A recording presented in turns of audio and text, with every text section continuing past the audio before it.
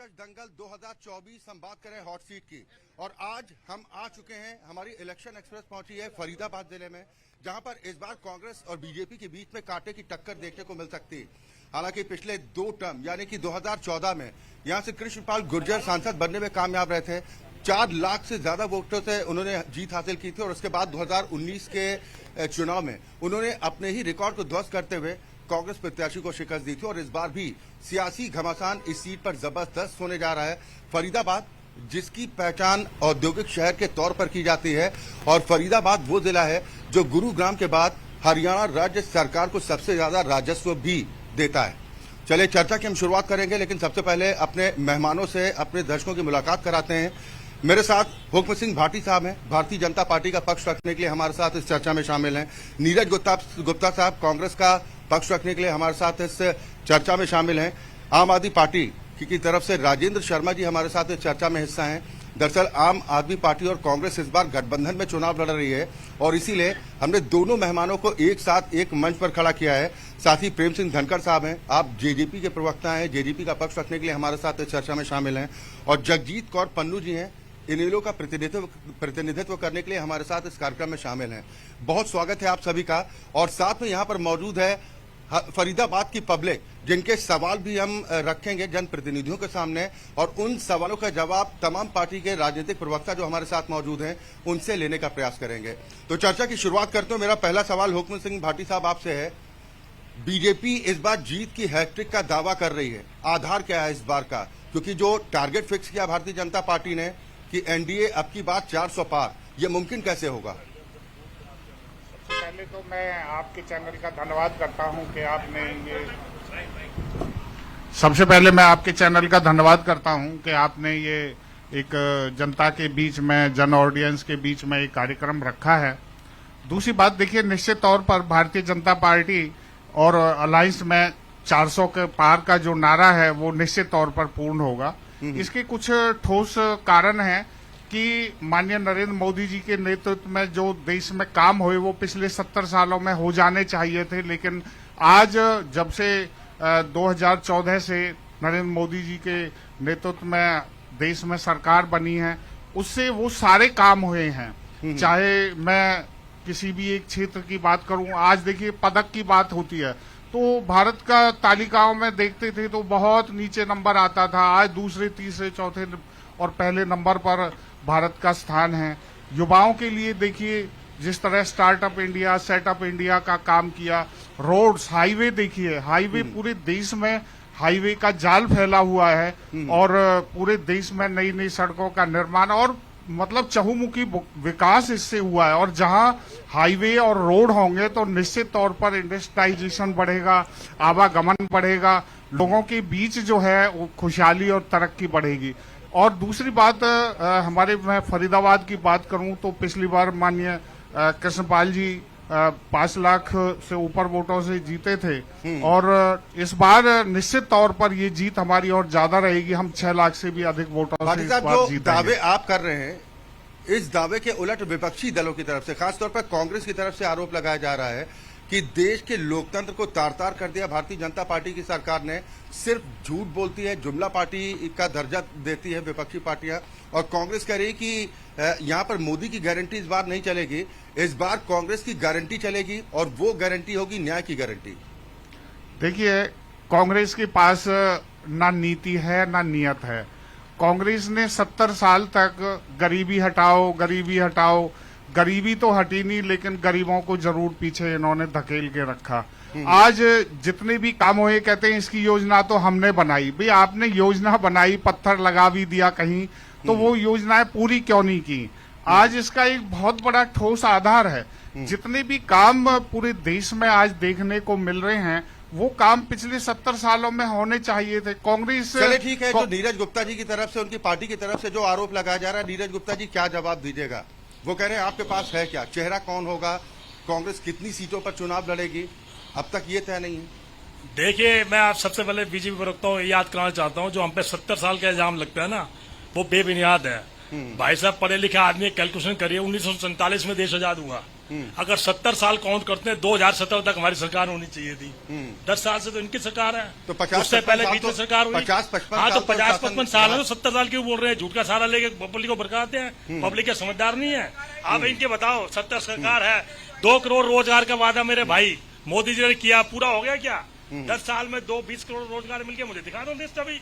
Source smart city, जिसमें Faridabad smart city थी, एक स्मार्ट सिटी बनाओ, दिखाओ मुझे स्मार्ट सिटी कहाँ है, बताइए स्मार्ट सिटी। मैं कहता हूँ फरीदाबाद स्मार्ट सिटी का हाल देखो, आप चलो मेरे साथ। मैं आऊंगा, बिल्कुल जनता के सवाल भी लिए जाएंगे, गाड़ी बैठ लेकिन के। एक एक रिएक्शन सबसे पहले सभी मेहमानों से हो जाए और उसके बाद इस फरीदाबाद में चर्चा को स्मार्ट पूरी सिटी का हाल तरह से देखो, खोलते हैं। गुप्ता जी, करनाल आप बात स्मार्ट कीजिए। सिटी था जहाँ से वो मुख्यमंत्री रहे, आज उस सिटी का क्या हाल है और हमारे सिटी का क्या हाल है? जनता यहाँ का की भरोसा सड़कों का हाल कांग्रेस पार्टी देखो। क्यों नहीं? और आप ये मानते हैं 15 लाख खाते मारे थे, वो क्या जुमला गुप्ता था? जी, इनकी नीरज जी। सारी बातें जुमले नीरज जी, कांग्रेस पार्टी के पास क्या है देश को देने के लिए, और ऐसी क्या बातें रही जो देश की जनता का भरोसा खो दिया? लगातार 2 इलेक्शन कांग्रेस बुरी तरह से हारी। देखिए, हार जीत तो होती रहती है। ये जो सपना ले रहे हैं 400 बार, ये हमारी पार्टी 411 सीटें तो बहुत 1980-90 में कर चुकी है। सपने की बात नहीं है, बात है मुद्दे के विकास की बात है। ये बरगलाते हैं, आप विकास की राजनीति करिए, विकास के मुद्दे बात कीजिए, जाति की बात पे क्यों बात करते हैं? ये उन मुद्दों में भागते हैं। 2 करोड़ रोजगार का दिखा दे मुझे, 2 करोड़ रोजगार 10 साल में 20 करोड़ रोजगार। मैं कह रहा हूँ 10 करोड़ रोजगार भी दिखाइए मुझे। साली बेबुनियाद बातें करने से क्या होता है? आप दिखाइए ना मुझे। चले राजेंद्र शर्मा जी भी, राजेंद्र शर्मा जी भी हमारे 4 साथ साल हैं। बाद बाहर जाएंगे वो। एक रिएक्शन उनका भी ले लेते हैं। राजेंद्र शर्मा जी, जब इतना बेहतर काम आपकी पार्टी की तरफ से दावा किया जाता है कि भाई दिल्ली तो हमने चमका दी, पंजाब में भी हमारी सरकार बेहतर तरीके से काम कर रही है, फिर ऐसी क्या वजह रही कि कांग्रेस के साथ गठबंधन में आना पड़ गया आप लोगों को? सबसे पहले तो मेरा सभी साथियों को नमस्कार। मैं मानता हूं आम आदमी पार्टी ने बहुत ही बेहतर काम दिल्ली के अंदर किया है। आम आदमी पार्टी बेहतर काम पंजाब में कर रही है। आज जो इंडिया गठबंधन की बात आई, केजरीवाल जी ने इंडिया का नाम दिया, क्यों? केजरीवाल जी को पता है नरेंद्र मोदी जी वो सातिर पार्टी है। मैं मंच के माध्यम से बताना चाहता हूं, जो ये ऐसे चलते रहे शायद संविधान को ही खत्म कर देंगे। जहां तक मेरे फाजिल दोस्त बोल रहे थे अभी भी हमने वो कर दिया, ये कर दिया, मैं फरीदाबाद में बात करूं। फरीदाबाद में जो गंद के ढेर पड़े उनको भी निसराफ करा पाए। आज जो बात ये कर रहे हैं, हमने वो इतने बड़े सपने दिखा दिए। जैसे मेरे भाई नीरज ने बताया, जब नरेंद्र मोदी जी जो 2014 में आए, इन्होंने बहुत बड़ा जुमला फेंका। जुमला था हिंदुस्तान के 2 करोड़ युवाओं को रोजगार देने का, हिंदुस्तान के हर अकाउंट में 15 लाख आने का। इन्होंने 15 लाख देने की बजाय लोगों के पास जो 2-2 लाख 1-1 लाख रुपए थे, 50-50 हजार थे, 10-10 रुपए थे, वो भी सारे जीरो बैलेंस से अकाउंट को है सब वापस ले लिए। ये काम, इतना बड़ा विकास का काम नरेंद्र मोदी ने किया है जिसका डंका पूरे विश्व में बज रहा है। ये विकास आज हिंदुस्तान में हुआ है। सभी जनता में परिवर्तन कैसे हो जाता है? शर्मा जी, मैं जरा समझना चाह रहा हूं आपसे कि एक वक्त था आपकी पार्टी का जो जन्म हुआ कांग्रेस के विरोध पर ही हुआ। आपने तब उस वक्त ये गंभीर आरोप लगाए थे कि भाई सबसे भ्रष्ट पार्टी अगर कोई है तो वो कांग्रेस पार्टी है। आज एक साथ हैं। देखिए, जो भ्रष्टाचार की आप बात कर रहे हैं, आज बात देश बचाने की है, और देश बचाने के लिए और नरेंद्र मोदी और भारतीय जनता पार्टी को सत्ता से उतारने के लिए और एक जो बाबा साहब का संविधान है उसको बचाने के लिए आज जो इंडिया गठबंधन हुआ, बड़ा मजबूत गठबंधन है वो। सबसे पहले हमारा देश ही नहीं रहेगा तो पार्टी तो बात की बात है। यहाँ तो 10 आदमी इकट्ठे होते हैं, न्यूमेला जी 151 107 लग गई। यहाँ तो पूछताछ के बहाने अरविंद केजरीवाल को जेल में डाल दिया जाता है। और जो एक बहुत बड़ा शराब का तस्कर गुजरात से उठकर आता है और उसको जो पिंकिन जिसका नाम था, जो शराब का काम करता है लिकर्स का, उसको ईडी पकड़ लेती है, उसको जेल में डाल देती है। और जेल में डालने के बाद जो इलेक्टोरल बॉन्ड उसके जो भारतीय, सुनने वाली बात है, भारतीय जनता पार्टी जो बुना लेती है तो उसको फिर सरकारी गवाह बना लेते हैं। कहाँ का न्याय है ये? आज हिंदुस्तान में न्याय नाम की चीज नहीं है। और आपके मंच के माध्यम से मैं बताना चाहता हूँ, ये सरकार बदलनी चाहिए और ईमानदार सरकार आनी चाहिए साथियों। धन्यवाद। चाह रहा हूँ कि आप लोगों की पार्टी की क्या कुछ स्थिति है? बीजेपी से तो गठबंधन रहा नहीं, अब क्या कितने प्रत्याशी उतारेंगे आप लोग, ये तय है हरियाणा में? देखिए, ऐसा है, हमें गठबंधन में 1 सीट उतारी है मैं आऊंगा आपके पास। मेरा सवाल जेजेपी से। आप बोलो ना। हाँ, जेजेपी से बात। मैं सबसे पहले आपके दर्शकों को नमस्कार करता हूं, और जो बात आप कर रहे हैं गठबंधन टूटने की, गठबंधन हमने नहीं तोड़ा है, गठबंधन बीजेपी ने तोड़ा है। हाँ। तो बीजेपी इसके लिए जिम्मेवार है। हमने तो गठबंधन धर्म निभाया है और गठबंधन में रहते हुए हरियाणा के हितों के लिए बहुत कार्य किए हैं। सबसे पहले पंचायती जो संस्थाएं हैं उनमें 50% महिलाओं को आरक्षण देने का कार्य किया। बैकवर्ड क्लासेस को 8% आरक्षण देने का कार्य किया। वृद्धावस्था पेंशन 3,000 रुपए तक ले जाने का कार्य किया। आउटसोर्सिंग में प्रथा खत्म करके, मैं 5100 वाली बात बताऊंगा, रुक जाओ। आउटसोर्सिंग प्रथा खत्म करके एक स्वराज को जो कौशल रोजगार निगम बनाया, जिसके तहत जो है लोगों को रोजगार दिया जा रहा है। उसके अलावा हर विधानसभा क्षेत्र में दुष्यंत जी पीडब्ल्यूडी मिनिस्टर से हर विधायक को 25 करोड़ रुपए हर साल देकर हरियाणा के रोडों को ठीक करने का कार्य किया। चले, बिल्कुल देखिए, दावे तो अपने अपने हैं, सभी दलों की तरफ से किए जा रहे हैं, लेकिन जनता जनार्दन भी, अब सवालों की बारी उनसे भी होगी। लेकिन उससे पहले जगजीत कौर पन्नू जी हमारे साथ हैं, इनेलो का पक्ष रखने के लिए हमारे साथ मौजूद हैं। मेरी पूरी बात होने दो जी, आपकी पार्टी, मैं सर आऊंगा पूरी बात होने दो। को सवालों के जवाब भी दे रहे हैं, लेकिन उससे पहले मैं जगजीत कौर पन्नू जी आपसे जानना चाह रहा हूँ, इनेलो की क्या कुछ तैयारी है? क्योंकि यहाँ पर तो मुकाबला कर रहे हैं कि बीजेपी और कांग्रेस के बीच में होगा, आम आदमी पार्टी गठबंधन के साथ में। इनेलो कहाँ पर है, गिनती में है लड़ाई में? सबसे पहले तो मैं आपके व्यूअर्स को नमस्ते करना चाहूंगी, और दूसरी बात कहना चाहूंगी, आपने शुरुआत की, हम पूरे देश की बात करते हैं, पर आज जहां हम खड़े हैं, हम फरीदाबाद लोकसभा की बात करें तो ज्यादा अच्छा होगा। और यहां से 2 बार एमपी रहे हमारे किशन पाल गुर्जर जी, ये मेरे सारे साथी खड़े हैं। ये कह दें कि पिछले 9.5 साल वो कहीं किसी को नजर आए हो तो बता दें, पर अब पिछले जिस दिन से टिकट डिक्लेयर हुई है कोई ऐसा प्रोग्राम नहीं होगा चाहे वहां 10 लोगों का हो, वो वहां नजर आएंगे। तो मैं तो बात फरीदाबाद की करनी चाहूंगी, और अपने कैमरामैन को कहेंगे एक बार ये नीचे घुमाकर दिखाएंगे कि जिस जगह के खड़े आप प्रोग्राम कर रहे हैं वहां सड़क की हालात क्या है। ये हालात सिर्फ यहाँ के नहीं है, ये हालात पूरे फरीदाबाद के हैं। सड़कों के लिए लोग परेशान, जब हम बात करते हैं कि सड़क नहीं तो ये हाईवे पे ले आते हैं, जब हम बात पानी की करते हैं तो ये कहीं और चले जाते हैं। कहने का मतलब है कि जिस लोकसभा सीट से आप इतना विश्वास करके उन्हें उतार रहे हैं, एक बार मोदी जी का चेहरा हटा दीजिए और आप एक बार जनता के अंदर लाइए, जनता आपको दिखा दी कितना विश्वास इनके ऊपर करती है। लगता है इनेलो को? नहीं, हमें डर नहीं लगता, हम बिल्कुल बेखौफ होकर लड़ रहे हैं। आपने देखा होगा कुरुक्षेत्र से अभय सिंह चौटाला जी हैं, हिसार से सुनैना चौटाला जी हैं, बाकी 8 प्रत्याशी भी बहुत जल्दी हमारे उतार दिए जाएंगे। हम 10 की 2 लोकसभा सीट के ऊपर लड़ेंगे और पूरे विश्वास के साथ लड़ेंगे। मैं एक बहुत छोटी सी बात आपसे कहना चाहूंगी, मैं तो पार्टी की एक बहुत छोटी सी कार्यकर्ता हूं, पर इतना दमखम रखती हूं कि फरीदाबाद के अंदर अगर आप सच्चाई के साथ जाके लोगों से ये पूछेंगे कि पिछले 10 साल का हिसाब हमें दे दीजिए बीजेपी का कि क्या कार्य किए हैं, तो इनके पास काम नहीं मिलेगा आपको करने के लिए। इनका मैनिफेस्टो 2019 का उठा के देखेंगे, बड़े बड़े वादे थे। पहला किसानों का, तो किसान 13 महीने बॉर्डर पे बैठा रहा है, हरियाणा का किसान इनसे हिसाब लेगा इस बार, तो उन्हें तब भी न्याय नहीं मिला, दोबारा किसान वहां बैठा है तो उसे आतंकवादी कह दिया जाता है।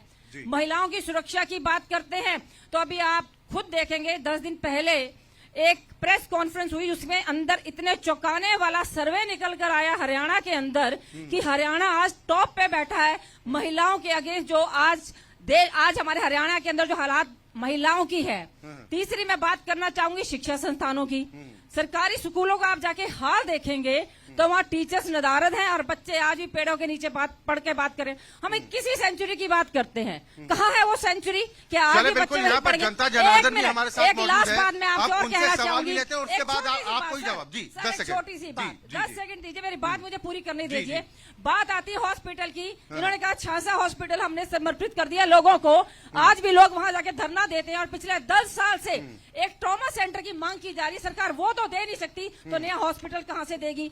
मैं कहूंगी बात करें तो फरीदाबाद की करें, नजर आए कि आज फरीदाबाद की हालत ये भरोसा आप लोग जनता को क्यों नहीं दिला पाए? ये जनता बिल्कुल इस बार जवाब देगी। इस बार रास्ते इतने आसान नहीं है, तभी तो कह रही हूँ जो इंसान 9.5 साल में नजर नहीं आया, आज वो आपको हर सड़क पे वोट मांगता नजर आ जाएगा। यही सच्चाई है इस बार बीजेपी की। बीजेपी का रास्ता इस बार उतना आसान नहीं है जितना ये सोच रहे हैं। और चले बिल्कुल, आप कह रहे हैं कि नजर भी बीजेपी आएगा। का रास्ता इस बार उतना आसान नहीं है। यहाँ पर कुछ लोग भी मौजूद हैं, हम पब्लिक से ही जानने की कोशिश करते हैं कि इस बार उनके मन में क्या कुछ चल रहा है और जब वो वोट डालने जाएंगे तो उनके दिमाग में वो क्या चीजें होंगी। जी, हमारे यहाँ से जो विद्युत सवाल कीजिए, सवाल कर रहे हैं हमारे भाजपा के जो, इनसे मैं एक चीज पूछना चाहूंगा जी। अब तक 67 साल जो हैं सब ईयर हुए हैं कांग्रेस से यहाँ पे राज किया, उस टाइम 55 लाख जो करोड़ का जो कर्ज था वो देश पे था, और आज कितना है मैं आपसे पूछना चाहता हूँ जनता के सामने। ठीक है, देश के कर्ज की बात आप कर रहे हैं, एक बार पूछे तो सही। बिल्कुल जवाब। सर, मैं एक छोटा सा सवाल ये करता हूं भाजपा से। हम दूसरी पार्टियों पे इल्जाम लगाते हैं कि इसके भ्रष्ट नेता हैं, करप्ट नेता हैं। आज जितनी भी राजनीतिक पार्टियां थी जिन्होंने अपने उन भ्रष्ट नेताओं को पार्टी से निकाला या उनको दरकिदार किया, आज भाजपा में वो 90% कार्यकर्ता मौजूद है जिसको ये अपना परिवार कहते हैं। क्या मैं पूछना चाहता हूं कि वो आज भ्रष्ट नहीं है? ये ठीक है, इस पर आप बात कर रहे हैं। आप जी, आपका सवाल। बस मेरा यही सवाल है कि देश के अंदर बहुत ज्यादा भुखमरी है, और देश के अंदर भुखमरी के साथ साथ भाईचारा, प्यार, मोहब्बत सब कुछ खत्म। सरकार तो कह रही है 80 करोड़ लोगों को राशन दे रहे हैं, आप राशन नहीं लेने जाते? यहाँ क्या बाबा जी हैं क्या? देश की जनता जो है फकीर थोड़ी है, जनता कमा के खाना जानती है, अपनी मेहनत का इंसान है, हिंदुस्तान है ये, और खासकर हरियाणा की। यहाँ भुखमरी चल रही है, इस भुखमरी से बीजेपी से बचाना है। पार्टी से हो? कांग्रेस पार्टी से साफ दिख रहा है। चले, यानी कि जो यहाँ पर पार्टियों के समर्थक भी हैं ज्यादा संख्या में, मैं सबसे पहले बीजेपी प्रवक्ता से चाहूंगा कि जवाब दीजिए। वो कह रहे हैं कि भाई जो दावे किए गए थे वो दावे पूरे नहीं हो पाए। जवाब दीजिए, फिर मैं उसके बाद आता हूँ। सवाल किया, जवाब तो सुनिए जरा। आपका सवाल हो गया, आप सुन लीजिए। आप पार्टी के एक अपनी पार्टी का झंडा लेके आए, उससे काम नहीं चलता। ये जनता की अदालत है। सुन लीजिए जरा, स्वयं बात क्यों नहीं कर रहे? आप एक तरफ पार्टी की जय जयकार कर रहे हो अपनी की, और फिर सवाल कर रहे हो। सुनिए, आप सवाल पर सुनिए जवाब जरा, दीजिए। सुन लीजिए भाई। अरे सुन लीजिए, आपका सवाल था कि कर्ज क्यों बढ़ गया। सुनिए जरा, अरे सुनिए भाई इनको चुप कराइए। आप जरा चुप कराइए इनको। ये देखिए, अगर ये कर्ज जो लिया है, आज देश का इंफ्रास्ट्रक्चर पहले से 10 गुना 20 गुना ज्यादा है। पूरे देश में सड़कों का जाल फैल चुका है। आज देश में जो रक्षा संसाधन, जो रक्षा के, जो हमारे जो शस्त्र थे, जो टैंक थे, जो बाहर से खरीदते थे, आज देश उनको बाहर भेज रहा है। सुनिए जरा, ये भाई सुनना भी सीखिए। आप सुनना सीखिए। आप एक ये पार्टी की मीटिंग नहीं है आपकी, सुन लीजिए जरा। ये भारतीय जनता पार्टी है जो काम कर रही है। एक भाई ने कहा कि फिर मैं दोबारा आप लोगों के पास वो आऊंगा। आपके लिए दूसरी बात, अगर किसी पार्टी से किसी कार्यकर्ता को धक्का दोगे और वो भारतीय जनता पार्टी में आया है और भारतीय जनता पार्टी में काम करता है, देश के प्रति उसकी आस्था है, तो निश्चित तौर पर पार्टी में उसका सम्मान है। दूसरी बात, अभी मैं अपने कांग्रेस के साथी को सुन रहा था और मैंने अपने आप पार्टी को भी सुना। आप पार्टी वाले भ्रष्टाचार की बात कर रहे थे। केजरीवाल, मनीष सिसोदिया, संजय सिंह, ये किन केसों में बंद है? ये भ्रष्टाचार के केसों में 100 करोड़, 1000 करोड़ रुपए इन्होंने जो रिश्वत के लिए जो इनकी डील है। दूसरी बात, भाई सुन लो जरा, आप पार्टी के हो सकते हैं, सुन लीजिए। ये अगर इतने दूध से धुले थे तो हाई कोर्ट, सुप्रीम कोर्ट ने जमानत क्यों नहीं दी? मैं ऑडियंस को एक बात बताना चाहता हूँ। इस तरह से डिबेट नहीं हो पाएगी। अगर आपने सवाल किया तो उस पर जवाब सुनिए। मनीष सिसोदिया 1 साल से अंदर है। ये यहाँ पर पार्टी 6 महीने से अंदर पार्टी है। कार्यकर्ता ने अगर ये जिंदाबाद दूध से मुर्दाबाद धुले के लिए थे आपको नहीं तो बुलाया ना, हाई कोर्ट आप ने समर्थन जमानत करने क्यों आए नहीं दी? हैं, सवाल किया है तो जवाब का सुनिए। मादा रखिए। अगर जी, स्पष्ट बात तौर पूरी से दिल्ली को जिस तरह लूटने का आप पार्टी ने काम किया, और दूसरी बात मैं कांग्रेस के भाई को बता देना चाहता हूं कि वो कांग्रेस जो इनके ऊपर भ्रष्टाचार के इल्जाम लगा रही थी, आज ये घमंडिया गठबंधन बना करके आज वो इल्जाम को भूल गए। वही कांग्रेस तो क्या भ्रष्टाचार का आपने आप कहीं पार्टी भ्रष्टाचारी को इल्जाम किया? आज उसको भाटी साहब, तो क्या आपने कहीं पे भी गठबंधन नहीं किया? दूसरी बात, मेरी बहन जो कह रही थी आपने फरीदाबाद की अपने बात बेनिफिट के लिए कहीं फरीदाबाद जाम में रहता था, क्या आपने हरियाणा में जेजेपी से क्रॉस गठबंधन करना नहीं भारी किया? था। आज क्या हर आपने चौक अपने चौराहे बिहार पर में पुल नीतीश जी किसने से बनवाया? गठबंधन नहीं किया? पार्टी ने बनवाया। भाटी जी अपने गठबंधन पर पूरा कीजिए। हमारे MP पूरे देश में गठबंधन ठीक है। करके आप कांग्रेस से चुनाव लेकिन लड़ जो रही है। बताइएगा। जो अभी एक सज्जन ने सवाल किया था क्या इनकी कि वॉशिंग आखिर मशीन है जिसमें सारे धुल गए? दूसरे दलों ऐसे में निकाल नीरज जी के आपके छोड़ पास ही दिया। आ रहा हूँ। नीरज जी आपके पास आ रहा हूँ मैं। मेरा सवाल आपसे ही है, एक सज्जन ने अभी सवाल किया था कि आखिर बीजेपी के पास ऐसी कौन सी वॉशिंग मशीन है जो दागी नेता अगर बीजेपी में जाते हैं तो पाक साफ हो जाते हैं। आप लोग भी कहते हैं कि भाई कुछ लालचवश चले जाते हैं और कुछ इस तरह की प्रवृत्ति के लोग होते हैं जो आ जाते हैं। जब तक आप लोगों के दल के साथ रहते हैं तब तक ठीक रहते हैं, लेकिन जैसे ही पार्टी छोड़कर जाते हैं वही नेता आपको सबसे बड़ा बेईमान लगने लगता है। नीरज जी, वो वॉशिंग मशीन जो है ना, उसमें 4 बटन है। हाँ। एक तो ईडीआई, हाँ। पहला बटन ईडीआई, हाँ। ईडी, फिर सीबीआई, फिर इनकम टैक्स, फिर पुलिस। अब इनको अपनी जो मर्जी होती है उसके हिसाब से दबा देते हैं। ईडी का बटन दबा दिया और डीडी वाले पीछे लग गए, सीबीआई का बटन लगा दिया, सीबीआई बटन लगा दिए, ऑटोमेटिक कर देते हैं। ऑटोमेटिक बटन भी है, फिर चारों पीछे लगा देंगे। इनके अपना तो कुछ है नहीं। भ्रष्टाचारी में बोलते हैं, भ्रष्टाचार हमारे नेताओं को क्यों लेते हैं? आज हरियाणा में स्थिति देखिए, इन पे कुरुक्षेत्र लड़ने के लिए कैंडिडेट नहीं है। हमारे नवीन जिंदल जी को तोड़ा गया। आप फरियाद की हरियाणा की लोकसभा की सीटों को मैं डाटा देता हूं, उनपे कितने कांग्रेस का डाटा है अभी देता हूं तो। और रही कर्जा की बात, 201 लाख करोड़ कर्जा है। अपने गूगल पे सर्च कर ले, आज देश में 201 लाख करोड़ कर्जा है, जब हमारी सरकार ने 55 लाख कर्जा था। और आज मेरी बात नहीं, लेकिन आप जिस ईडी सीबीआई इस पर सवाल उठा रहे हैं, क्या जांच एजेंसियों पर ताला डाल देना चाहिए? शर्मा जी, आपकी पार्टी के मुखिया भले इस वक्त जेल में है, लेकिन एक वक्त था केजरीवाल कहा करते थे कि अगर ईडी सीबीआई को ऐसे ही काम करना है तो ऐसी एजेंसियों पर ताला डाल देना चाहिए। अब अगर एक्शन कर रही है ईडी और या सीबीआई जांच एजेंसियां जो भी काम कर रही हैं। हमारे नेता ने एक बात और कही, आपने सुनी नहीं होगी। हाँ, 1 आप घंटा बताइए के ना। लिए मुझे ईडी दे दो, फिर बीजेपी वालों को तमाशा मैं दिखा देता हूँ। हाँ। वो नहीं सुनी आपने बात। हाँ। हमारे नेता ने तो ये भी कहा है, आज जो हमारे नेता सुनिए, केजरीवाल आज जो हमारे साहब उस नेता वक्त जेल में सही पड़े है, हैं, सही है। ध्यान से सुनिए, नहीं, शर्मा जो जी, हमारे उस वक्त- नेता जेल में पड़े शर्मा जी, हैं। नहीं, बीच में टोकना भी पड़ेगा। मुझे बताइए, उस वक्त केजरीवाल साहब सही थे या आज सही हैं? केजरीवाल साहब उस टाइम भी सही थे, आज भी सही हैं। हाँ। वो देश को विकसित करना चाहते हैं। हाँ। देश के हर एक को कांग्रेस रोजगार पार्टी को पांच साल पार्टी रोजगार को देना चाहते हैं।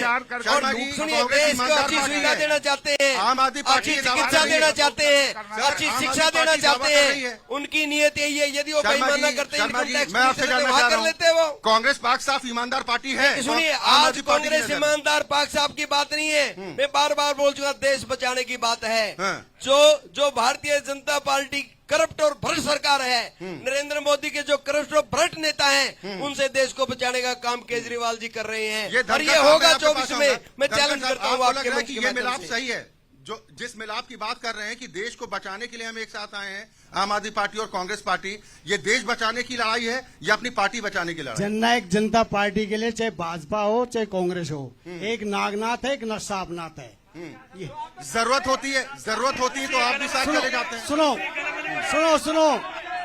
अरे भाई सुन तो ले।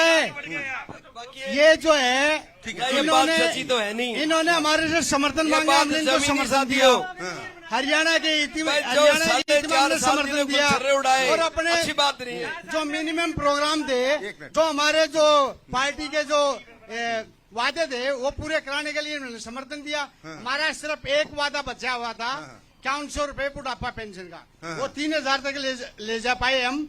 और जब लास्ट, तो जब तक आप लोग बीजेपी के साथ थे, तब तक सही काम हुआ। जिस दिन जो है ना समझौता टूटा है, उससे पहले वाली रात को दूसरे चौटाला जी जेपी नड्डा जी से मिले थे और उन्होंने कहा था भाई जो ना आपको जो ना हम सीट नहीं दे सकते, और अगर आपने लड़ना तो रोहतक वाली लड़ लो। जैसे ही दुष्यंत जी घर पे आए, डॉक्टर अजय सिंह चौटाला हमारे राष्ट्रीय अध्यक्ष से बात की, उन्होंने सारी बातें बताई, तो डॉक्टर अजय सिंह चौटाला जी ने हमारे राष्ट्रीय अध्यक्ष ने दुष्यंत जी को बोला इसी टाइम वापस जाओ जेपी नड्डा जी के पास और उनको बोलो आज जो है ना 500 रुपए बुढ़ापा पेंशन कर दो, हम एक भी सीट पर नहीं लड़ेंगे, तुम्हारा समर्थन करेंगे। जेपी नड्डा जी जो ना राष्ट्रीय अध्यक्ष भाजपा के हैं, उन्होंने कहा कि हम सोच विचार के बताएंगे। आप लोग अकेले चुनाव में 8 बजे जो ना मैं इस बात को मुख्यमंत्री बदल दिया। चाहता हूँ भाई साहब, हम अभी एक गुंजाइश मिनट है, आप लोग सुनिए। किसी के साथ गठबंधन में जाएंगे। हम अकेले चुनाव लड़ने जा रहे हैं, 10 की 10 सीटों पर लड़ने जा रहे हैं और पूरी ताकत से लड़ेंगे। और आने वाले समय में ठीक है, आने वाले समय में जज्बा काफी देर से इंतजार कर नहीं, जज्बा जो है रिएक्शन जरूरी है। पूर्ण बहुमत से जीत के आएगी और हरियाणा में सरकार बनाएगी। आपने सवाल उठाए, मौजूदा सरकार पर भी, कांग्रेस पार्टी पर भी सवाल खड़े किए हैं, लेकिन ये भरोसा आम जनता पर इनेलो क्यों कायम नहीं कर पा रही है? इतना वक्त हो गया, जबकि एक वक्त था इनेलो की काफी अच्छी पकड़ हरियाणा में हुआ करती थी। ऐसा क्या हुआ कि लोगों का विश्वास कम हुआ? देखिए, मैं तो एक बात बहुत क्लियर करना चाहूंगी, जो साथी यहाँ खड़े हैं, 2019 में सबको ये क्लियर था कि इनेलो की सरकार आ रही है, पर 2018 में जो हुआ वो भी आप सब भली भांति जानते कि दो परिवार 2 टुकड़ों में बटा, जिस वजह से ये हालात हुए हैं। ये घर की लड़ाई ने इनेलो को जरूर डाउन लेकर आया है, पर मैं फिर भी कहना चाहूंगी चौधरी अभय सिंह चौटाला जो हमारे नेता हैं, उन्होंने हार नहीं मानी। अगर चौटाला साहब गए तो भी उन्होंने पार्टी को खड़ा किया। 2018 में दुष्यंत की वजह से पार्टी के 2 फाड़ हुए, पर आज फिर हम वहीं पे खड़े हैं पूरी ताकत साथ। दुष्यंत को तो पार्टी से निकाला गया, दुष्यंत का कैसे कारण हो सकते हैं? ऐसा दुष्यंत है, को तो पार्टी से निकाला गया है, दोषी वो है जिन्होंने निकाला है, जिन्होंने निकलवाया है। धनकर दुष्यंत का साहब, कोई उसमें अरे वो रोल हिम्मत नहीं है। और धनकर साहब, दुष्यंत हिम्मत को तो तो रखो। पार्टी से निकाला गया है। धनकर आप साहब, गलत बोल रहे हैं। अरे आप अगर हिम्मत किसी तो को रखो। पार्टी से निकाल देंगे, घर से निकाल देंगे तो अपनी धनकर पार्टी साहब, बनाएगा, धनकर अपनी पार्टी साहब, बना लेगा। झूठ एक बोल रहे हैं, मिनट, बिल्कुल झूठ बोल रहे हैं। एक बात बताओ, या तो 1 मिनट, या तो आप सुनिए, सुनते सुनिए, का आप वादा डॉक्टर रखो। अभय सिंह चौटाला आप जब बोले, आपने सवाल एक मिनट के सर, जवाब पार्टी से निकाला गया था। ठीक है, जब आप बोल रहे थे, अगर वो जब मैं निकाल बोल- दिए गए जब आप तो बोल अपनी रहे पार्टी थे बनाएंगे। तो मैं और धनकर उन्होंने साहब अपनी चुपचाप मैंने सुन अपनी रही थी। हरियाणा अब विधानसभा क्या के कर अंदर सकते हैं? हिम्मत 10 नहीं एमएलए कि लेके आप आए अपनी बात को और सुन सरकार सके। बनाई। अगर सुनने और की आने हिम्मत वाले नहीं तो चुनाव आते में क्यों यहाँ पे सुनने 40 की हिम्मत एमएलए लेके रखिए, आएंगे हिम्मत और हरियाणा के रखिए। अंदर धनकर सीएम साहब, के रूप में ठंडा दुष्यंत पानी चौटाला लो जी धनकर शपथ साहब लेंगे। को, क्योंकि पता क्या है, अब जब गठबंधन टूट गया 4.5 साल बाद, तो ये तो रिएक्शन आना ही था। तो ये रिएक्शन है, अगर डिप्टी सीएम ही बनने की इतनी चाहत थी सीएम तो बनेंगे अपने और घर में सीएम बन बनेंगे। जाते, अपने घर में बन जाते। अगर सीएम बनना सीएम रोते बनेंगे। क्यों गठबंधन चले के ठीक बाद? है, और जो भी एक होता है सवाल अच्छे के मेरा लिए होता है। पब्लिक से इस बात को मेरा लेकर भी कहना है। जो भी होता है अच्छे के लिए हुआ और है। मैं- दुष्यंत चौटाला गठबंधन टूटने के पीछे एक भाग्य में विशेष 2 रणनीति है। ऐसा है, क्या देखिए। ये रणनीति आपको नजर आती है? राजेंद्र शर्मा जी, नीरज गुप्ता जी, आप दोनों से मेरा सवाल रहेगा।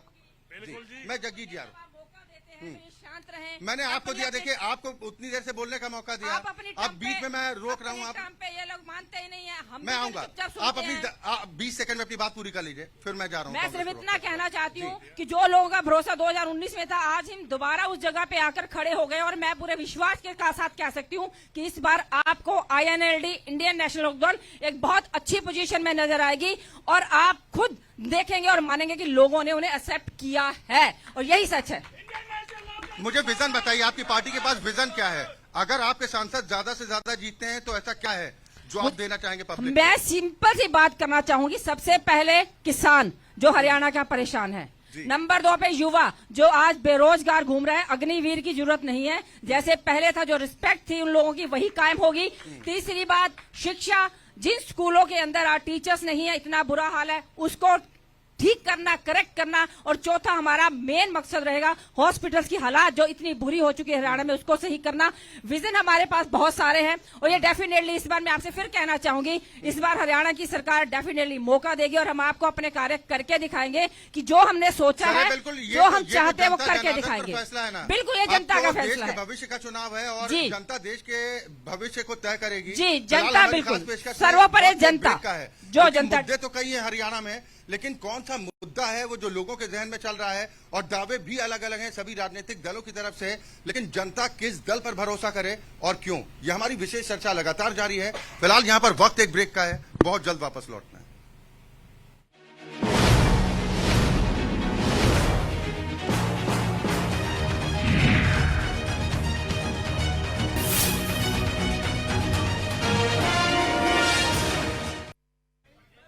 ब्रेक के बाद बाद एक बार फिर आपका स्वागत है। आप देख रहे हैं दंगल 2024 हॉट सीट और हम बात कर रहे हैं फरीदाबाद की। फरीदाबाद में इस बार सियासी तापमान अपने शबाब पर पहुंचता दिखाई दे रहा है। मुकाबला कहा जा रहा है कि पिछली बार की तरह बीजेपी और कांग्रेस के बीच में ही यहां पर होगा। हालांकि बाकी दलों की तरफ से भी ताल ठोकी जा रही है और दावा किया जा रहा है कि बीजेपी या कांग्रेस नहीं बल्कि हमारी पार्टी यहां पर जीत दर्ज करने में कामयाब रहेगी। तमाम जनता यहां पर हमारे साथ मौजूद है, सभी मेहमान भी हमारे साथ मौजूद हैं। ब्रेक पर जाने से पहले जो हम परिवारवाद की राजनीति की बात कर रहे थे उस पर मैं आऊंगा नीरज जी आपके पास, क्योंकि एक और बड़ी खबर इस वक्त भी आ रही है और जो अभी कुछ देर पहले हम बात कर रहे थे कि कांग्रेस पार्टी में नेताओं की भगदड़ इतनी क्यों मच रही है, आखिर किस बात का डर है कि नेता पार्टी छोड़कर जा रहे हैं। अभी जो खबर आई रवनीत सिंह बिट्टू भी साथ छोड़ गए।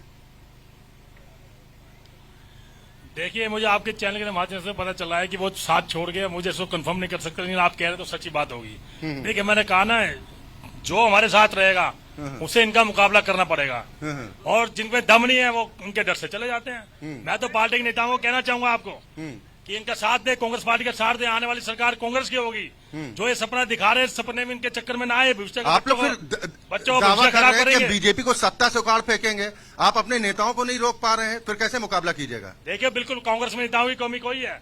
आज जितनी पार्टियां बनी सब कांग्रेस से निकल के बनी है। आप इनका इतिहास देखिए। आज बीजेपी में मोर देन 50% सारे जो एमपी है सिर्फ कांग्रेस पार्टी के एमपी है। और हरियाणा में 6 एमपी को जिन्होंने टिकट दी है वो कांग्रेस से निकाले हुए हैं। चाहे रणजीत सिंह चौटाला हो, चाहे नवीन जिंदल हो, चाहे अशोक तंवर हो, और भी मेरे पास नाम है 60%। तो इससे क्या है, मोदी जी कांग्रेस में विश्वास दिखा रहे हैं। मोदी जी कांग्रेस से कैंडिडेट को तोड़ के सरकार बनाने में लगे, क्या उनके अपने आदमी नहीं है? अगर इतनी हम भ्रष्टाचारी है, इतने परिवारवाद का मामला है, तो हमारे उनके नेताओं को क्यों लेते हैं? उन पर रोक लगानी चाहिए। मैं इसका मतलब क्या माना जाए? लोगों का भरोसा कांग्रेस के नेताओं पर है, कांग्रेस पर नहीं है। देखिए, उनका कांग्रेस पे पार्टी पर पूरा विश्वास है। ये आप गलत बात कह रहे हैं। नहीं, आपने कहा इसलिए मैंने सवाल किया। कांग्रेस दोबारा सत्ते में आएगी। मैं कांग्रेस से कहना चाहूंगा कांग्रेस ही दोबारा आएगी। अगर मैं जनता से अपील करूंगा, अगर आपको 100 रुपए लीटर पेट्रोल चाहिए और सिलेंडर 1000 रुपए चाहिए तो आप इनके वोट देते रहिए। चले ठीक है, आपने जनता की बात की है तो जनता से भी सवाल ले लेते हैं, उनसे ही जानते हैं कि प्रतिनिधियों से उनके लिए क्या सवाल उनके मन में चल रहे हैं। मैं बिल्कुल आऊंगा जी। आप अपना नाम? मैं तो संतोष यादव नाम है मेरा। सवाल किससे आपका? मेरा भाटी जी से सवाल है जो बीजेपी के हैं। मैं तो इनसे केवल इतना पूछूंगा कि बल्लभगढ़ से मेट्रो स्टेशन आगे कब जाएगी, हमारा जो बीके हॉस्पिटल है वो रेफर मुक्त कब होगा, और आए दिन जो युवाओं की जान सड़क पे बिना इलाज की वजह से हो रही है गरीब लोगों की, उनके इलाज की क्या व्यवस्था है, ये सवाल मैं इनसे पूछना चाहूंगा। और जो इन्होंने स्मार्ट सिटी का वादा किया था, आज क्राइम सिटी बन गया है। मुझे ये बताएं कि आज तक किशन पाल गुर्जर ने एक भी शब्द गुंडे बदमाशों के खिलाफ, सट्टा माफिया के खिलाफ, शराब माफिया के खिलाफ एक खिलाफ भी शब्द बोले हैं?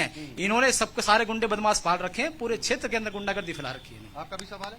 हाँ जी, मेरा यही सवाल है, बीजेपी से ही सवाल है मेरा, कि बीजेपी वाले जो कहते हैं कि मैं कह रहा हूँ अब आगे की चीज तो हमें जब देंगे, पहले पलवल से और एक डेली पैसेंजर ट्रेन हर आधे घंटे 15 मिनट चलती थी, इस 10 साल में सारी खत्म कर दी, क्रॉस मार दिया। वो किसके लिए? ठीक है, भाटी साहब जवाब दीजिए। देखिए, पहली बात तो एक मैं भाई जो हमारे कह रहे थे कि गुंडे बदमाशों के लिए एक भी कोई एक्शन नहीं लिया। माननीय कृष्णपाल जी ने, गुंडे बदमाशों की औकात नहीं है कि फरीदाबाद में कोई इस तरह की घटना कर दें। देखिए, एक भी इंसिडेंट, आप शराब माफियाओं कहते हैं, फरीदाबाद में कोई शराब माफिया नहीं है।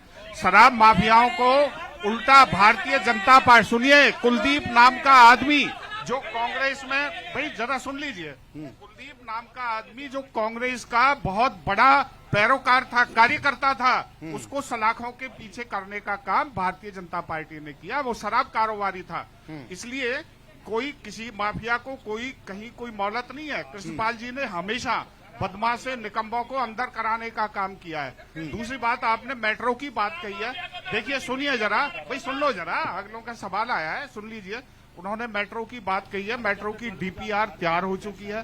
पैसे, क्योंकि अब बीच में इलेक्शन का माहौल है और पैसे सैंक्शन, यहाँ तक है कि पैसे का बजट भी प्रावधान माननीय पूर्व मुख्यमंत्री श्री मनोहर लाल जी ने उसका प्रावधान भी कर दिया है, क्योंकि डीपीआर बनने में समय लगता है और वो तुरंत काम शुरू होगा। दूसरी बात, देखिए, हमारे साथी जो है ना, कोई सवाल आपका हो सकता है, कभी भी माननीय मोदी जी ने और माननीय मनोहर लाल जी ने ये नहीं कहा कि हमने पूर्ण 100% कर दिया। कमियां हमेशा बनी रहेंगी, लेकिन जो देश को जिस तरह से ठीक करने का काम, जिस तरह इंफ्रास्ट्रक्चर को डेवलप करने का काम किया, वो बहुत बड़ी बात है। दूसरी बात, आपने देखिए ठाकुर जी परिवारवाद की बात की, मैं एक तरफ से शुरू होता हूँ। ओम प्रकाश चौटाला ने अपना घर तोड़ लिया केवल अपने बेटे अभय चौटाला को बचाने के लिए, और मैं किसकी जेजेपी भी उसी कैटेगरी में खड़ी है। हमारे कांग्रेस के जो साथी हैं, मैं तो ये पूछता हूँ, ये कौन सी कांग्रेस से आज रिप्रेजेंट कर रहे हैं? हुड्डा कांग्रेस से, करण चौधरी कांग्रेस से, सुरजेवाला कांग्रेस से, या अजय यादव कांग्रेस से? ये कौन सी कांग्रेस से है, मुझे ये नहीं पता लग रहा। इसलिए रह गया खरगे कांग्रेस से ज्वाइन कर रहे हैं। आप पार्टी के पास कोई नेता नहीं है जो उनका नेता सलाखों के पीछे जा चुका है। जहाँ तक बंधु भाई आप पार्टी की बात कर रहे हैं, आप पार्टी के तो वो मजबूत नेता है, रात को मोदी को सुपने में नजर आता है वो। क्या हम आदमी की बात कर रहे हैं? मजबूत नेता जो विश्व स्तरीय नेता केजरीवाल जी, उनके तमाम पार्टी के नेता है, हम किसी और दूसरी पार्टी का थोड़े हैं। मेरा सवाल आपसे ही है। मैं आपसे जानना चाह रहा हूँ, क्या आम आदमी पार्टी मानती है कि परिवारवाद की राजनीति देश के लिए खतरा है? जी शर्मा जी, ठीक है। भाटी साहब, मैं आऊंगा आपके पास दोबारा। साथी देखियो, आज जो भारतीय जनता पार्टी, सर मैं परिवारवाद की बात कर रहा हूँ। मैं बात परिवारवाद पर यार, हम चिंता न करो आप। भारतीय जनता पार्टी परिवारवाद की बात करती थी। आज बाप बेटा पूरी 543 सीटों पर पूरे स्टेटों में काम कर रहे हैं। ये परिवारवाद नहीं है तो क्या है? ये संगत का असर है क्या? अरे राजनाथ सिंह का बेटा किस किस के उदाहरण लोगे? सुषमा स्वराज की बेटी किस किस के उदाहरण लोगे मेरे से आप? हर बात सुने, जिंदा मरण की बात नहीं, जो बात करते थे इनका, ये दूसरों को दोगला बताते हैं, ये चार लोग चोगले हैं, दोगले भी नहीं है। ये बात कर सुनो, जो बात करते हैं विकास की, आज तक 1 करोड़ का विकास इन्होंने फरीदाबाद में नहीं किया। हाँ, विकास किया है, नहीं मुद्दे से भाग लूट का विकास किया है, कसौट का विकास किया है, बेईमानी का विकास किया है, चोरी का विकास किया है, चाकरी का विकास किया है। जवाब नहीं परिवारवाद पर जवाब दीजिए ना। मैं परिवारवाद की राजनीति देश के लिए खतरनाक है या नहीं है? दूसरी बात, परिवारवाद की राजनीति मैं मानता हूं वाकई में खतरनाक होती है, इसमें कोई दो राय नहीं। कैपेबल नेता आएगा, जनता की दुखों को सुनेगा, उनके साथ लगेगा, जब ये देश विकसित होगा साथियों। उसके बिना देश विकसित नहीं होगा। यदि बेटे पोते इसमें आते रहे काम में, आप लोगों का यही हाल होगा जो अब तक हो रहा है। जनता ने सोचना होगा इसके ऊपर। पार्टी कांग्रेस और INLD, सुनिए, मैं बात परिवारवाद की बात है, कांग्रेस की बात नहीं कर रही हूँ। दूसरी बात ये, मैं जनता को नसीहत देने की बात कर रहा हूँ। सुन लीजिए, जनता की बात सुनिए। शर्मा जी अपनी बात पूरी कीजिए फटाफट। हमारा सीएम तो जेल से ही दिल्ली चलाएगा, और केजरीवाल जी इतना मजबूत आदमी है, मोदी की आंखों में आंसू ले आएगा। ठीक है, वो चीज है वो तो। ठीक है। मैं प्रेम सिंह धनखड़ जी आपके पास आ रहा हूँ। क्या बात करते हैं? क्या आपको लगता है, आपकी पार्टी का मानना है कि परिवारवाद की राजनीति खतरनाक है, और आपकी पार्टी पर भी आरोप लगते हैं कि परिवार के बाहर के लोगों में वो काबिलियत नहीं दिखाई देती कि उन्हें चुनावी मैदान में उतारा जाए?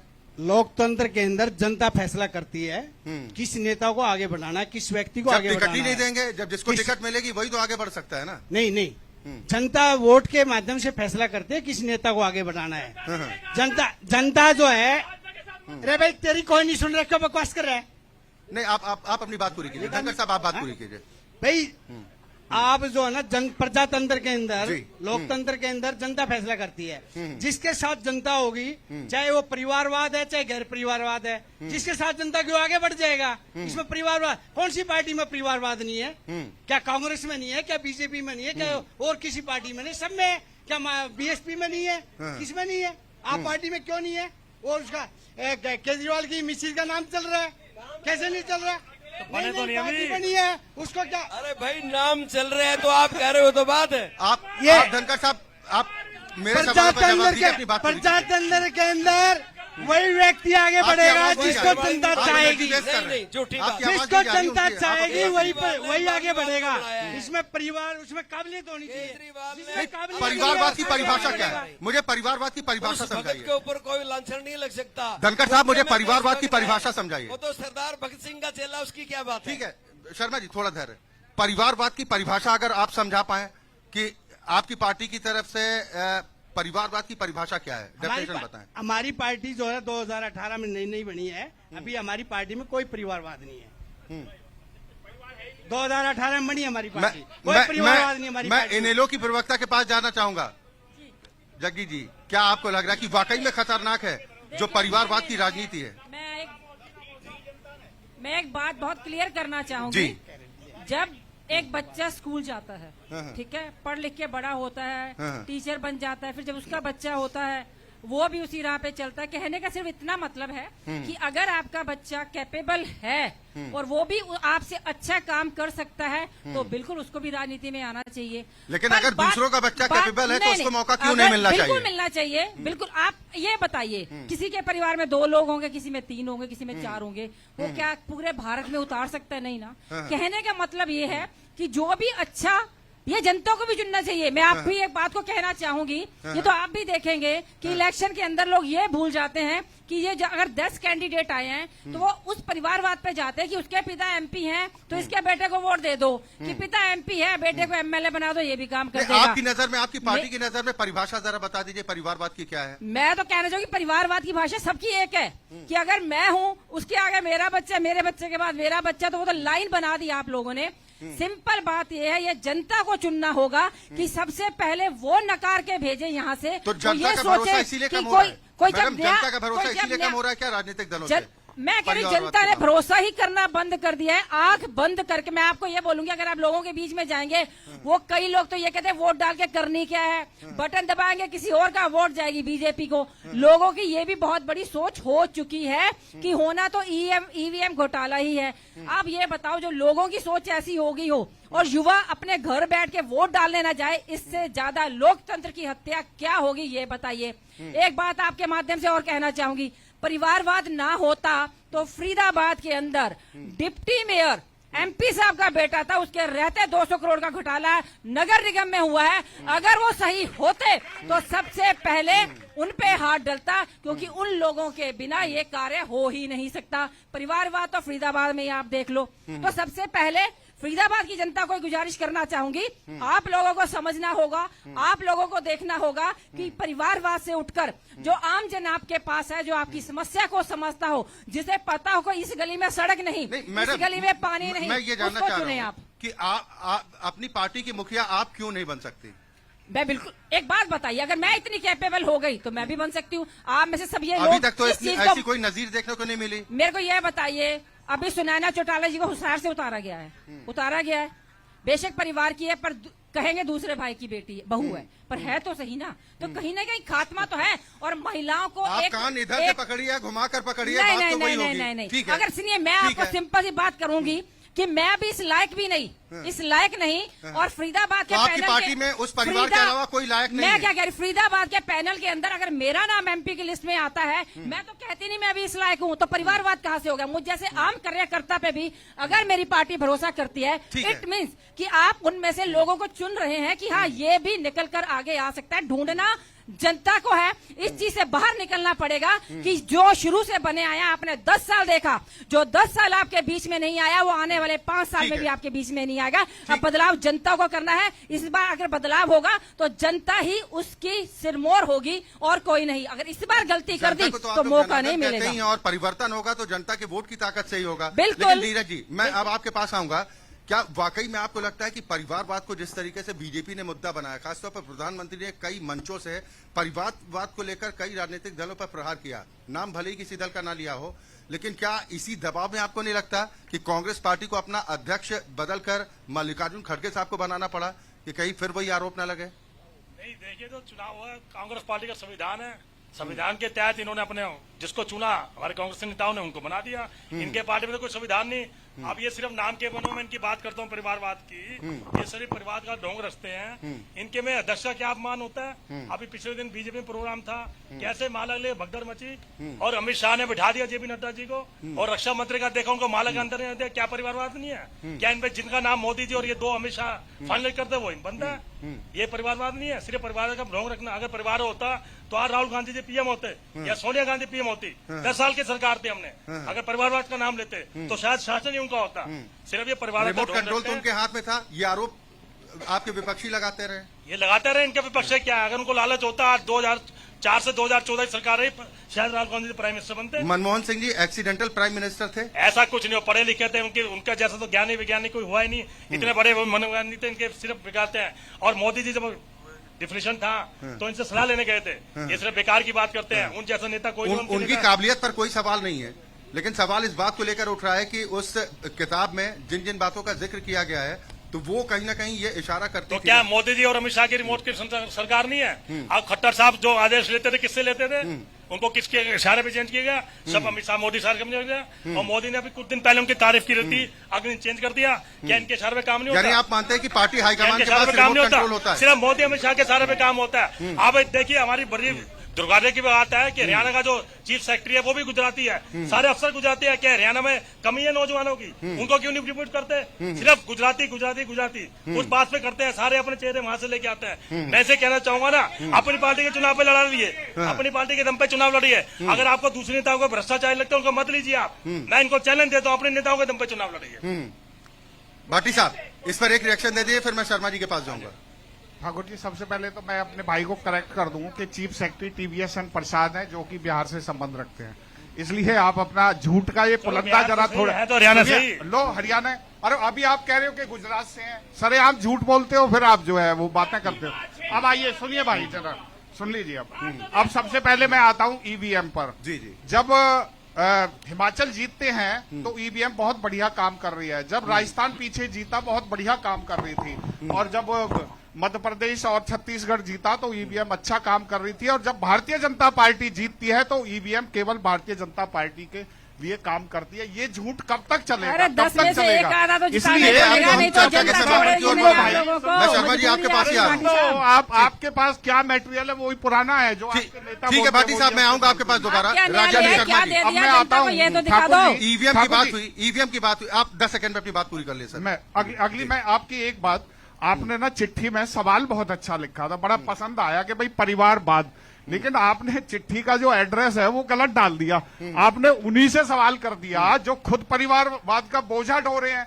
मैं अगर एक तरफ से बात करूं, कांग्रेस में क्यों ये भूचाल है? इसलिए है कि भूपिंदर सिंह हुड्डा अपने बेटे दीपिंदर हुड्डा को एस्टेब्लिश करना चाहते हैं, इसलिए ये सब मामला है। करण जो चौधरी हैं वो अपनी बेटी को एस्टेब्लिश करना चाहती हैं, ये लड़ाई इसलिए है। मैं INLD की बात करूं, उन्होंने तो परिवार को टुकड़े टुकड़े कर दिया। अरे उन्होंने तो अपने बेटे और परिवार पत्नी किसी को भी नहीं उतारा इलेक्शन में। सुन लीजिए, दूसरी आप बात अपनी मैं आपकी सोचिए, पार्टी भाटी साहब, पर आता हूं। फरीदाबाद पे आइए। आप पार्टी को केवल उनकी धर्मपत्नी ही जो है केजरीवाल जी की नेता नजर आती है, इसलिए ये केवल और केवल अगर परिवारवाद MP का बेटा जो है, डिप्टी अब मेयर मैं बन चर्चा के सकता संबंध में है, थोड़ी सी मेयर बात बन करूंगा। सकता एक-एक है, रिएक्शन बाकी तैयारी शुरू कर हो जाए। सकता है। मैं राजेंद्र तो बाकी राजेंद्र क्यों राजनाथ नहीं? जी आपके पास ही आ रहा बेटे को हूं। विधायक है। ठीक है ठीक है। राजनाथ जी अभी का आपने बेटा EVM को जो लेकर है, सवाल वो उठाया, अध्यक्ष रहा, कार्य करता क्या है। EVM पर भरोसा नहीं है? आज शर्मा जी, EVM पर भरोसा नहीं करना चाहिए? बात है। ठीक है भाटी साहब, भाटी जी, हो गई बात आपकी। आज जी, जो EVM की बात है, जी जब विपक्ष EVM पर दोष लगा ही रहा है और पूरा देश इसको ऊपर दोष लगा रहा है, तो आप उनकी बात क्यों नहीं मान लेते? भारतीय जनता पार्टी से मेरे सवाल। उसी नंबर एक, EVM से तो नंबर एक, दिल्ली बीच में आपकी नहीं, सरकार बीच में बनी, नहीं, पंजाब में आपकी बीच में सरकार नहीं। बनी। आपने उनकी बात मान लेनी चाहिए। जब जनता जनार्दन बोल रही है EVM खराब है क्योंकि इलेक्ट्रॉनिक्स आइटम है, कहीं भी हैक हो सकती है, और वकीलों ने भी इस पे स्ट्राइक करके पूरे इंडिया तो चुनाव आयोग ने हैकाथॉन का आयोजन किया था, निमंत्रण दिया था कि भाई जिसको अगर शक है कि वो हैक कर सकता है तो जाकर करे, नंबर दो। तो क्यों निमंत्रण चुनाव स्वीकार नहीं आयुक्त किया? भी तो नंबर इन्होंने दो। डिसाइड कर शर्मा दिए। जी सवाल से भागिए नहीं, मेरे सवाल पर जवाब जी दीजिए। जी जी जब हैकाथॉन का आयोजन किया गया था निर्वाचन आयोग की तरफ से, वहां पर आप लोग क्यों नहीं गए? देखिए, जो निर्वाचन आयोग ने हमारे को बुलाया था, मैं आपको बताना चाहता हूँ, लोग वहाँ वकील भी पहुंचे थे उस टाइम। आप बुलाने की बात को, जब का मुद्दा चल रहा है ये, यदि EVM इतनी पाक साफ है तो लोग इस बात को मानते। तो ये EVM में सवाल आप कहीं- कब नहीं उठाते जब दिल्ली में आपकी सरकार बनती है, पंजाब में आपकी सरकार बनती है, जब आप सवाल नहीं उठाते? EVM जहाँ से स्टार्ट हुई थी, आज वो लोग उस EVM पे चुनाव ही नहीं करा रहे। लेकिन भारत के लोग तो फिर भी इनकी बात मान रहे हैं। आप 5% कमी कर लोगे, 6% कमी कर लोगे, मैं भारतीय जनता पार्टी को बताता ठीक है हूं, धनखड़ साहब, आपकी बात EVM पर आपकी पार्टी को भी सवाल उठाने या आपको लग रहा है कि EVM पर भरोसा किया जा सकता है? धनखड़ साहब, देखो जी, ऐसा है, EVM के बारे में लोगों को ज्ञान नहीं है। EVM के साथ VVPAT लगा हुआ है, जैसे ही बटन दबाते हैं उसकी पर्ची निकलती है, और काउंटिंग जब होती है तो सपोज करो 200 बूथ हैं, तो उनमें से ड्रा निकलता 5 बूथों का, उसकी काउंटिंग होती है। वीवीपैट की पर्चियों की और उस बूथ की जो ईवीएम से जो काउंटिंग हुई है उनको मैच किया जाता है। उसमें कोई प्रॉब्लम नहीं है, कहीं भी प्रॉब्लम नहीं है। अगर उसके अंदर इंटरनेट होता तो प्रॉब्लम होने के चांसेस थे, अगर वीवीपैट नहीं होता तो भी चांसेस थे। नहीं तो ईवीएम, फिर ईवीएम में खोट माने या राजनीतिक दलों की नीयत में खोट माने? मैं तो जो ईवीएम का मुद्दा उठा रहे हैं मैं तो उसको गलत मानता हूँ, क्योंकि उनको नॉलेज ही नहीं है। जगजीत कौर जी, क्या कहिएगा? मैं चुनाव की मीटिंगों में रहा हूँ, धनखड़ साहब, चुनाव की मीटिंगों में रहा हूँ, धनखड़ साहब, वीवीपैट सुन की तो लो। काउंटिंग भी कराई है। तो इसमें जो ना बेकार की बातें करने से कोई फायदा नहीं है, टाइम खराब करने वाली बात। सही कह रहे हो धनखड़ साहब, जिन्होंने इजाद किया ईवीएम का, आज उन्हीं कंट्रीज में अगर बैन है तो कहीं न कहीं तो दिक्कत होगी।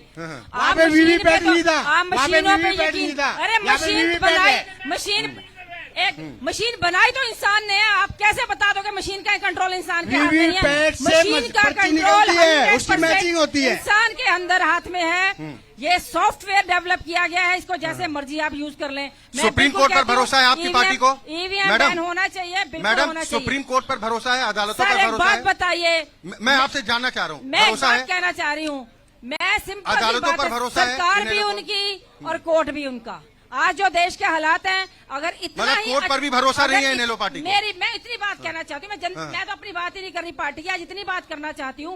आप जगह जगह देखिए, कोर्ट के अंदर केसेस पेंडिंग पड़े हैं और इन्हीं के नेताओं के खिलाफ पड़े हैं, जो आकर अगर बीजेपी ज्वाइन कर लेता है सारे केसेस खत्म होते हैं। तो मैं कोर्ट पे यकीन चले कैसे ठीक, की यानी बात कि कर दूं? इनेलो की छोटी नजर सी में बात है। संस्थाओं पर दबाव है, यहाँ तक कि कोर्ट तक सुरक्षित नहीं है। एक फाइनल इलेक्शन, देखिए आज अमेरिका सबसे पावरफुल कंट्री है, वहां भी राष्ट्रपति का चुनाव होता है तो एक हफ्ते में रिजल्ट आता है। अगर इतना उनको विश्वास होता तो उसको बैन क्यों करते? फैसिलिटी कौन नहीं चाहता कि सेम डे रिजल्ट आए, सेम डे हमें पता चले? वहां भी हफ्ते में रिजल्ट आता है। तो कांग्रेस की अगर सरकार आ जाती है तो क्या ईवीएम बैन कर देंगे? बिल्कुल, हम जनता की राय लेके बैन करेंगे। अगर क्या जनता क्या चाहेगी बैन करेंगे। क्या क्या बैन करेंगे? ईवीएम बैन करेंगे, जैसे लोकतंत्र को खतरा ना हो। और जो जांच एजेंसियां हैं उन पर भी ताला डालिएगा? नहीं, जांच एजेंसी पे ताला क्यों लगाएंगे? जो भ्रष्टाचार है उनके पीछे लगाएंगे। तो इस बात की गारंटी कौन देगा कि जिसके खिलाफ एक्शन हो रहा है वो सही हो रहा गारंटी है? जनता तय करेगी। हम कौन होते हैं? जो भ्रष्टाचारी होगा जेल में जाएगा। नहीं, जनता तो देखिए, वो जब आप बात कर रहे हैं, लोकतंत्र की बात कर रहे हैं, मैं छोटी सी बात कहूंगी अपनी बात की। आज लोकतंत्र की हालत ये है कि अनडिक्लेयर्ड इमरजेंसी हमारे देश में लगी हुई है और यही एक कड़वा सच है। लोकतंत्र की बात करते हैं पर डिक्टेटरशिप चल रही है, जैसे चलाया जाएगा कठपुतली की तरह लोग चलेंगे और चलाए ठीक है, जाएंगे। बस हाँ नामे मैं आपसे जवाब चाहूंगा, इस बार हरियाणा में क्या होने जा रहा है? परिवर्तन होगा 100% इस बार हरियाणा में ठीक है। धनखड़ परिवर्तन साहब, होगा। आप कैसा परिवर्तन देख रहे हैं? हरियाणा के अंदर जो लोकसभा के चुनाव हैं उसमें जननायक जनता पार्टी सबसे ज्यादा सीटें जीतेगी। भाटी साहब, और भारतीय जनता पार्टी में तो जाने वाले करेगी, लोग 10 में 10 इस बार भी जीतेंगे। जननायक जनता लेकिन पार्टी कैसे? हरियाणा में हम 10 की 10 सीटें जीतेंगे और देश में इस बार 400 पार जो नारा दिया है माननीय मोदी जी ने, निश्चित तौर पर 400 से अधिक सीटें अलायंस में हम लेंगे। 370 सीटें भारतीय ठीक जनता है। पार्टी आम आदमी पार्टी क्या दावा करेगी? भाजपा की हरियाणा के सरकार माननीय अंदर मोदी जी गठबंधन इतना मजबूत है, 10 की 10 सीटें जीतेंगे हम। और जो 400 पार की बात कर रहे हैं ना, इनको मुंह की खानी पड़ेगी, 40 पार नहीं होती इनकी। मैं मंच के माध्यम से बता रहा हूँ आपको। आम आदमी पार्टी एक सीट पर उम्मीदवार है। बेशक हम एक सीट पे, गठबंधन हमारा जीते। नीरज जी, दूसरी बात देखिए, जो मुकाबला दिलचस्प होगा। देखिए, मैं कहना चाहूंगा इंडिया गठबंधन मजबूती से चुनाव लड़ेगा। ये जनता तय करेगी हम कितनी सीट जीतेंगे। ये सिर्फ कहना गलत है, ये जनता मालिक है। जनता तय करिए, जनता को तय करने दीजिए। कितनी सीटों का दावा कीजिएगा? आपकी पार्टी कितनी सीटों का दावा करेगी? देखिए, हम किसी चीज का दावा नहीं कर रहे, जनता तय करेगी। भरोसा नहीं है? जनता तय करेगी, भरोसा है वो, लेकिन जनता तय करेगी। चले, तो ये इस वक्त हमारी मौजूदगी फरीदाबाद में, जहां पर इस बार का चुनावी घमासान अपने आप में जबरदस्त होता दिखाई दे रहा है। भारतीय जनता पार्टी की तरफ से उम्मीदवार की घोषणा की जा चुकी है और इंतजार बाकी दलों के उम्मीदवारों की घोषणा का भी है। अभी कांग्रेस को भी अपने पार्टी उम्मीदवार का ऐलान करना है, लेकिन कई मुद्दे हैं जिनको लेकर इस बार जबरदस्त घमासान देखने को मिल सकता है।